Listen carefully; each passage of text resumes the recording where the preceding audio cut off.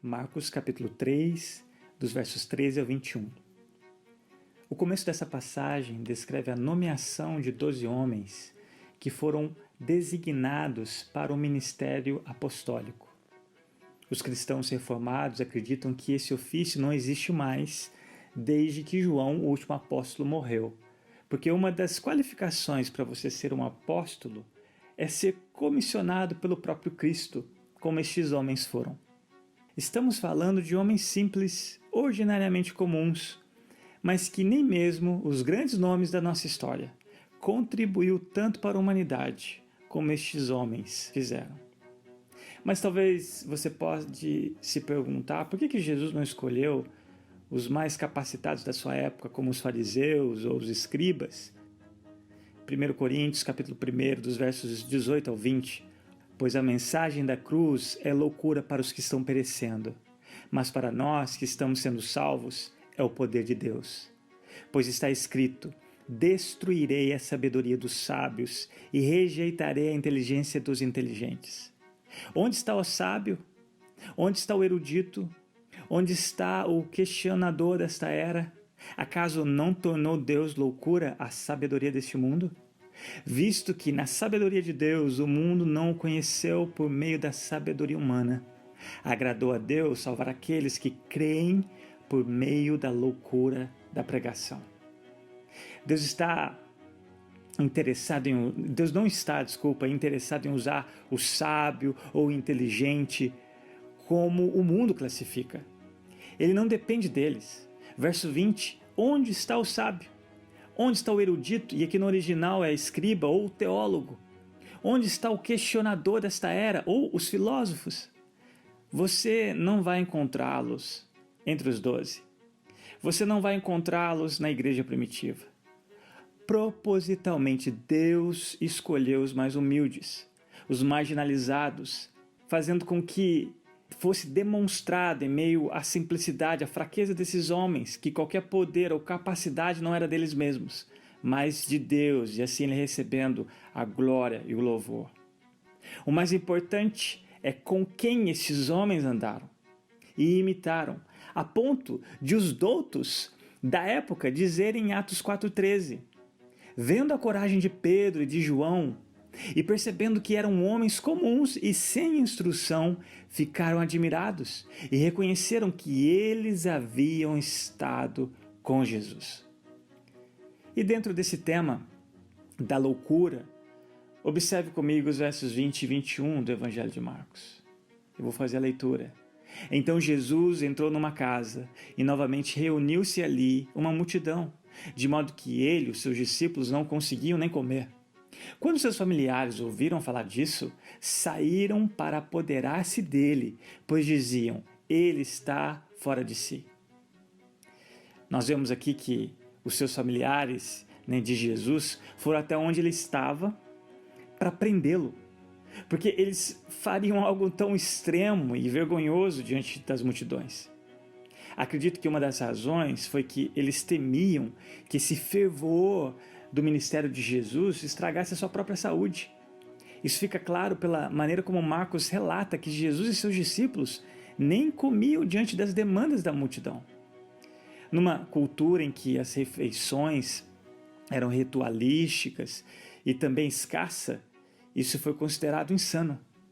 Além disso, nenhum homem se oporia aos poderes do Império Romano e reuniria um grupo de homens como os 12 para continuar sua missão, a propósito, a missão mais importante de toda a humanidade. Por fim, seu zelo religioso era simplesmente radical demais. Era bom ser devoto, mas aos extremos é algo que deixou os seus familiares preocupados.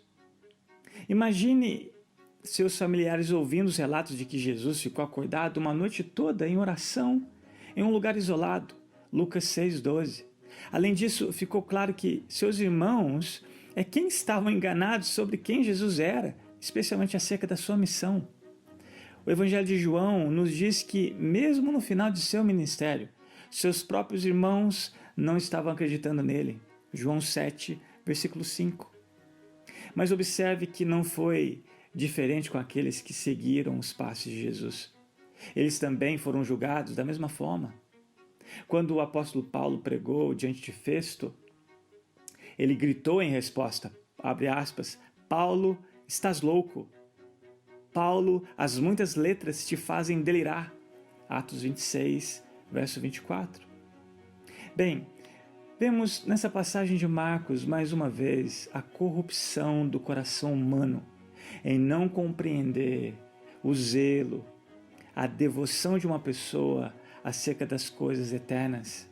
O zelo em relação a qualquer outra coisa nessa vida, a ciência, ao dinheiro, trabalho, política ou qualquer outra área, considerado algo louvável pelas pessoas. Mas quando o assunto se trata de adorar a Deus e servir o próximo, entra na escala de fanatismo religioso ou que você é maluco. Se alguém prejudica a sua saúde com os estudos ou com alguma carreira, muitos dirão que é uma pessoa diligente e tal. Mas se alguém se dedica às questões espirituais, é chamado de radical. O mundo continua inalterado. 1 Coríntios 2, verso 14. Quem não tem um espírito não aceita as coisas que vêm do Espírito de Deus, pois lhes são loucura, e não é capaz de entendê-las, porque elas são discernidas espiritualmente. Houve uma jovem holandesa que foi servir como missionária em um país distante. Não sabia que era mera religiosa, mas durante essa experiência transcultural, ela teve um encontro real com Jesus e sua vida mudou radicalmente.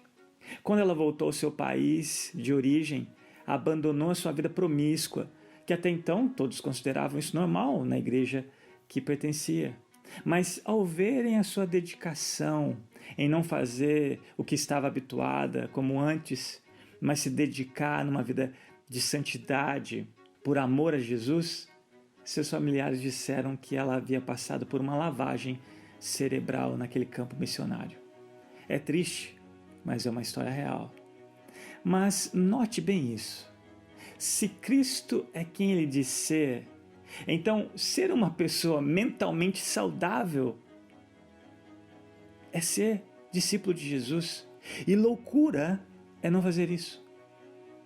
Em 1936, um pastor e teólogo chinês formulou um argumento muito interessante em seu livro, dizendo que se alguém alega ser Deus, ela só pode estar em 3 categorias.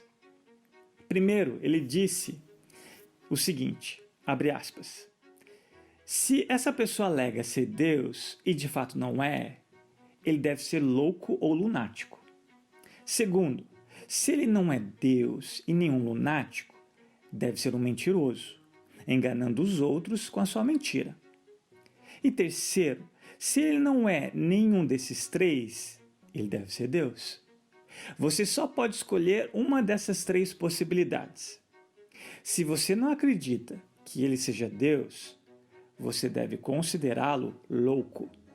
Se você não consegue vê-lo como nenhum desses 2, você tem de vê-lo como um mentiroso. Não há necessidade de provarmos se Jesus é Deus ou não. Tudo que temos de fazer é descobrir se ele é um lunático ou um mentiroso. Se ele não for nenhum nem outro, ele deve ser o Filho de Deus. Eu queria encerrar dizendo o seguinte: não desperdice a sua vida. Talvez você se considere alguém sem talento, ou já está cansado de ouvir que não faz nada direito. Talvez você seja como aquele garotinho com apenas 5 pães e 2 peixes, mas não é o quanto de talento você possui, mas nas mãos de quem você os coloca. No caso daquele garoto, foi o suficiente para alimentar uma multidão de mais de 20 mil pessoas, porque ele havia colocado o que tinha nas mãos da pessoa certa, nas mãos de Jesus. E você? Quer se aventurar a fazer o mesmo? Mesmo que seja taxado como louco? Acredite, essa será a decisão mais sensata de toda a sua vida. Que Deus o abençoe.